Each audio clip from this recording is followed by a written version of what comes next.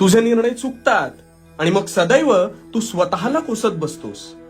अनेक वर्ष तुझ्या बाबतीत हेच घडतंय, पण का घडतंय आणि त्यातून कसं बाहेर पडायचं हे आता शांतपणे ऐक. तू एखाद्या गोष्टीची चांगली सुरुवात करतोस, पण त्यात खाचखळगे आले की लगेच डगमगतोस आणि अपयश तुला पचवता येत नाही आणि म्हणून तुला आपल्याला सुरू केलेली ही गोष्ट काही जमतच नाहीये की काय असं वाटू लागतं. आणि इथेच तू चुकतोस.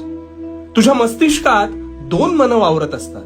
त्यातील एक मन तुला नवनवीन गोष्टी करायला प्रवृत्त करतं आणि दुसरं तुला कायम आराम करायला शिकवतं. म्हणजेच तू आठवून बघ, कधी कधी तू एखादी गोष्ट चांगली करायची ठरवतोस, पण त्याला मुहूर्तच मिळत नाही. सतत उद्यापासून करू असं तुला एक आराम स्वरूपी मन सांगतं आणि तू क्षणाचाही अवलंब न करता ते ऐकतोस आणि तिथेच फसतोस. अरे कुरुक्षेत्रावर आम्ही अर्जुनाला काय सल्ला दिला होता?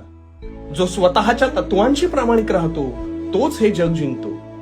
त्यामुळे आजपासून तुला प्रगतीपथावर मार्गक्रमण करायचं असेल तर तुझ्या मनाला लागणारी वाळवी ही कधीच स्वीकारू नको.